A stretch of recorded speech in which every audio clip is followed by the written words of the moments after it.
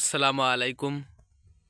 যাদের শশা গাছের এরকম সমস্যা হচ্ছে আগা কুঁকড়িয়ে যাওয়া, সেটার জন্য আপনারা কোন কোন ওষুধ ব্যবহার করবেন এবং এর প্রতিকার কি আছে কি নেই সেই সম্পর্কে এই ভিডিওটি। যাদের শশা গাছের বয়স 15 থেকে 20 দিন হয়েছে, এতটুকু পরিমাণ হয়েছে শশা গাছের জালি দেখা যাচ্ছে, তো তখন এসে এই গাছটির আগা এটি কুঁকড়ে যাচ্ছে।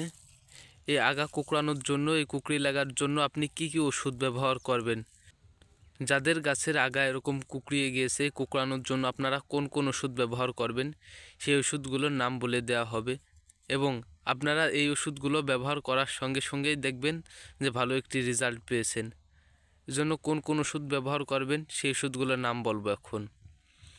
সর্বপ্রথম দিবেন এইখানে ওরিয়ার, কারণ এই গাছটিতে সাদা মাছি আছে, এ পাতার তলে সাদা মাছি এবং থ্রিপস পোকা, এই দুইটি পোকার জন্য অতি কার্যকর একটি ওষুধ, সেটি হলো ওরিয়ার।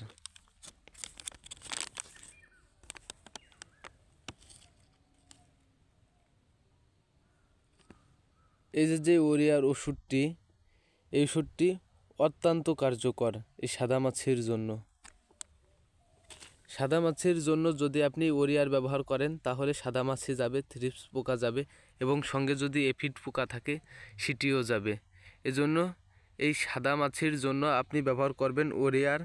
এটি প্রতি লিটার পানিতে আপনি 1 গ্রাম হারে ব্যবহার করবেন। প্রতি লিটার পানিতে 1 গ্রাম হারে ব্যবহার করলে পরা দেখবেন যে পোকা চলে গিয়েছে। এবং এর সঙ্গে আরেকটি দিবেন ছত্রাকনাশক, কারণ এটি এই শীতের দিনের জন্যই। এই ভিডিওটি শীতের দিনের শশা চাষের জন্য। এর সঙ্গে দিবেন আপনি কপার অক্সিবিট।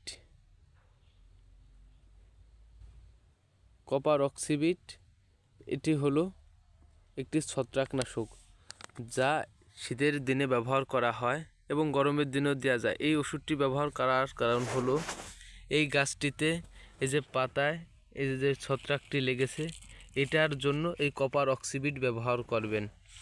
এই কপার অক্সিবিট এবং এই ওরিয়ার, এই দুইটি ওষুধ যখন আপনি একসঙ্গে দিবেন তখন দেখবেন যে আপনার গাছে এই সমস্যাটি থাকবে না, তখন আপনার গাছ সুস্থ হয়ে যাবে। এই দুইটি ওষুধ যখন ব্যবহার করার পরে 4 থেকে 5 দিন হয়ে যাবে, তখন দেখবেন যে আপনার গাছে এরকম নতুন করে আগা হয়েছে, গাছে নতুন করে ডগা ছেড়েছে, তখন বুঝবেন যে আপনার গাছে সমস্যার সমাধান হয়ে গেছে। তো এই দুইটি ওষুধ আপনারা অনেক গুরুত্বর সঙ্গে ব্যবহার করবেন।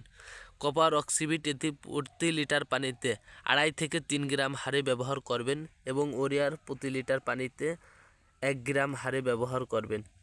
এই ওষুধটি আপনি সকালবেলা কিংবা বিকালবেলা দিবেন, তবে দুপুরের সময়, অতি রোদের সময় ওষুধটি ব্যবহার করবেন না। এই ওষুধ দুটি শীতের জন্য অত্যন্ত কার্যকর। তো যারা ভিডিওটি সম্পূর্ণ দেখেছেন তাদেরকে অসংখ্য ধন্যবাদ। ভিডিওটি ভালো লেগে থাকলে লাইক দিয়ে দিবেন। যদি আপনি আমার এই চ্যানেলে নতুন হয়ে থাকেন তাহলে চ্যানেলটি সাবস্ক্রাইব করে রাখবেন, তাহলে অনেক গুরুত্বপূর্ণ ভিডিওই আপনি পেয়ে যাবেন। সম্পূর্ণ ভিডিওটি দেখার জন্য অসংখ্য ধন্যবাদ।